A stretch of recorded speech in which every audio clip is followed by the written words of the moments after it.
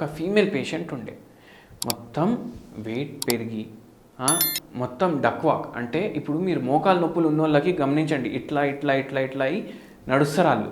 అట్లా walking style కూడా మారిపోయింది.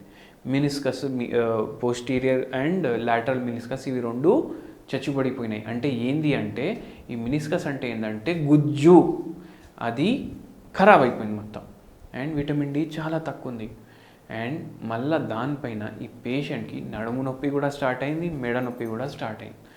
1 ఇయర్లోనే ఎంత సివియర్ అయిపోయింది అంటే ప్రాబ్లం, గ్రేడ్ 4 అనేసి ఉంటుంది. దాంట్లో మొత్తం కార్టిలేజ్ పోతుంది, ఇంకా బెండ్ కూడా అవ్వడం స్టార్ట్ అవుతాయి మోకాలు. ఆ స్టేజ్లోకి వెళ్ళి మనము హోమియోపతి మందులు ఇవ్వడం ద్వారా ఆపరేషన్ పోలేదు, భగవంతుడి దయ వల్ల పేషెంట్కి తగ్గిపోయింది. ఒక హోమ్ రెమెడీ కూడా చెప్పినాము. ఏం చెప్పినాం? పారిజాత చెట్టు ఆకులు ఉంటాయి కదా, రోజు దాన్ని కషాయం తయారు చేసుకోవాలి. కషాయం తయారు చేసుకొని మార్నింగ్ ఒక కప్ తీసుకోండి అన్నాము, నైట్ ఒక కప్ తీసుకోండి అన్నాము. దాంతో కొంచెం రిలీఫ్ అనిపిస్తుంది మోకాల నొప్పుల్లో.